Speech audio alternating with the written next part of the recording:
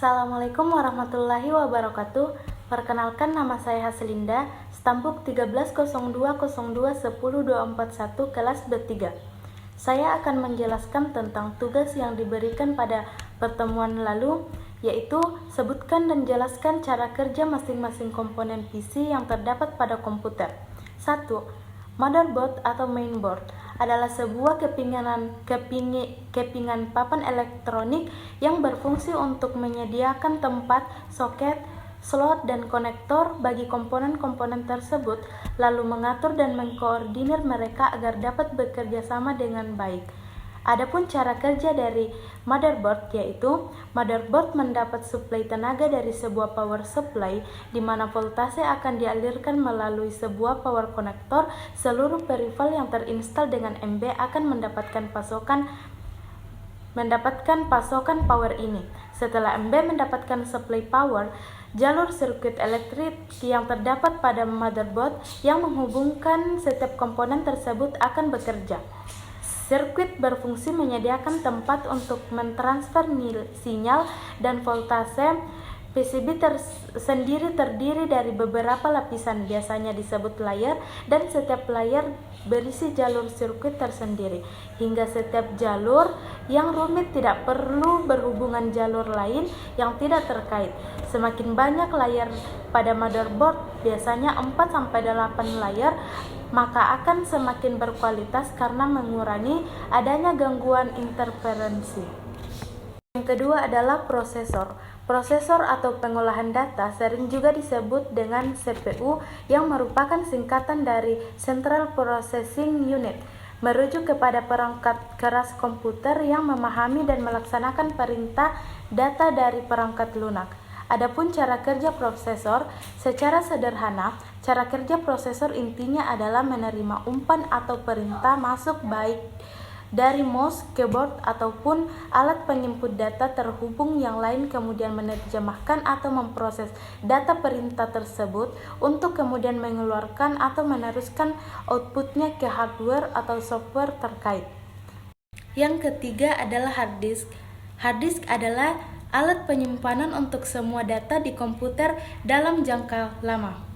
Cara kerjanya yaitu 1. Dilakukan pengaksesan terhadap hard disk untuk melihat dan menentukan di lokasi sebelah mana informasi yang dibutuhkan ada di dalam ruang hard disk. Pada posisi ini, aplikasi yang dijalankan, sistem operasi, sistem BIOS, dan juga driver-driver khusus bekerja bersama-sama untuk menentukan bagian mana dari hard disk yang harus dibaca. Kemudian, hard disk memberikan informasi di mana data atau informasi yang dibutuhkan tersedia dan mengikuti pola geometris yang menggunakan istilah silinder, track, dan sektor.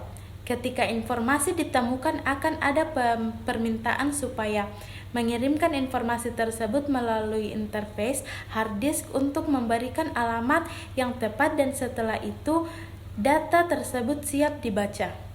Kemudian, pengendali program yang ada pada hard disk akan mengecek untuk memastikan apakah informasi yang diminta sudah tersedia pada internal buffer yang dimiliki oleh hard disk. Bila sudah oke, pengendali ini akan menyuplai informasi tersebut secara langsung tanpa harus melihat lagi ke permukaan pelat itu, karena seluruh informasi yang dibutuhkan sudah dihidangkan di dalam buffer. Dalam banyak kejadian, hard disk pada umumnya tetap berputar ketika proses di atas berlangsung, namun ada kalanya juga tidak, lantaran manajemen power pada hard disk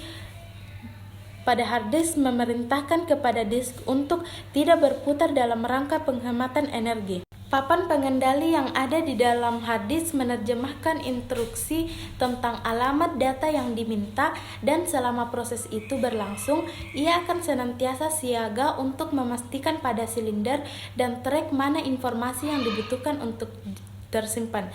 Nah, papan pengendali ini pula lah yang kemudian meminta aktuator untuk menggerakkan head menuju ke lokasi yang dimaksud. Ketika head sudah berada pada lokasi yang tepat, pengendali akan mengaktifkan head tersebut untuk melakukan proses pembacaan. Mulailah head membaca track dengan track yang untuk mencari sektor di mana proses inilah yang memakan waktu sampai kemudian head menemukan sektor yang tepat dan kemudian siap membacakan data atau informasi yang terkandung di dalamnya. Papan pengendali akan mengkoordinasikan aliran informasi dari hard disk menuju ke ruang simpan sementara, buffer atau cache. Informasi ini kemudian dikirimkan melalui interface hard disk menuju sistem memori utama untuk kemudian dieksekusi sesuai dengan aplikasi atau perintah yang kita jalankan. Yang keempat adalah CD atau DVD-ROM. ROM adalah singkatan dari Read Only Memory yang artinya menyimpan data yang hanya bisa dibaca. Jadi CD-ROM hanya bisa digunakan untuk membaca data, tidak dapat digunakan untuk menyimpan data. Namun saat ini ada alat serupa yang dapat digunakan untuk menulis atau menyimpan data ke sebuah CD, namanya CD-RW atau CD Read and Write. Adapun cara kerja dari CD-ROM maupun CD-RW, yaitu cara kerjanya sama dengan cara kerja hard disk atau floppy disk drive. Bedanya, bagian yang diputar adalah kepingan CD, alat pembacanya juga bukan head magnet, tetapi sinar laser yang berkekuatan kecil. Yang kelima adalah memori atau RAM. Memori biasanya disebut sebagai RAM, singkatan dari Random Access Memory. Cara kerja dari RAM yaitu sama dengan penjelasan cara kerja prosesor, yaitu kita menyalakan komputer. Device yang pertama kali bekerja adalah prosesor. Prosesor berfungsi sebagai pengolah data dan meminta data dari storage, yaitu hard disk. Artinya data tersebut dikirim dari hard disk setelah ada permintaan dari prosesor. Yang keenam adalah monitor. Monitor adalah perangkat output komputer yang berupa layar yang menampilkan data dan gambar atau data atau gambar yang dikerjakan sesuai visual. Adapun cara kerja dari monitor yaitu saat data diambil oleh control unit menampungnya di output storage. Setelah itu, data akan ditampilkan di monitor. Yang ketujuh adalah power supply. Power supply adalah alat sebagai pengatur arus listrik yang masuk ke dalam CPU. Cara kerjanya yaitu menyerap daya listrik lalu mengatur arusnya dengan perangkat-perangkat yang ada di dalamnya. Yang kedelapan adalah keyboard. Keyboard adalah suatu perangkat keras untuk memasukkan data berupa karakter dengan cara mengetik tombol-tombol atau touch. Jumlah dan susunan tombol pada keyboard ada beberapa tipe. Keyboard standar memiliki 101 tombol, namun ada pula tipe keyboard yang dilengkapi dengan tombol Windows, tombol menu, tombol FN, bahkan beberapa tombol multimedia. Cara kerja keyboard yaitu setelah kita memberikan umpan dengan menekan tombol pada keyboard, maka prosesor akan menerima umpan atau perintah tersebut, kemudian menerjemahkan atau memproses dan perintah tersebut untuk kemudian mengeluarkan atau meneruskan outputnya ke hardware atau software terkait. Yang kesembilan adalah mouse. Mouse adalah suatu perangkat keras yang dibutuhkan komputer untuk memilih atau menentukan suatu objek pada layar dan selanjutnya menentukan proses eksekusinya dengan cara mengklik tombol pada mouse. Cara kerja mouse yaitu hampir sama dengan cara kerja keyboard yang memberikan umpan pada prosesor lalu menerjemahkan atau memproses perintah tersebut untuk mengeluarkan atau meneruskan outputnya ke hardware atau software terkait. Yang ke-10 adalah printer. Printer atau pencetak, alat yang menampilkan data dalam bentuk cetakan baik berupa teks maupun gambar atau grafis di atas kertas. Cara kerja yaitu terbagi atas beberapa bagian, yaitu picker sebagai alat mengambil kertas dari tray. Tray ialah tempat menaruh kertas. Tinta atau toner adalah alat pencetak sesungguhnya karena ada sesuatu yang disebut tinta atau toner yang digunakan untuk menulis atau mencetak pada kertas. Perbedaan toner atau tinta ialah perbedaan sistem. Toner atau laser butuh pemanasan, sedangkan tinta atau inkjet tak butuh pemanasan, hanya pembersihan atau cleaning pada printhead print tersebut.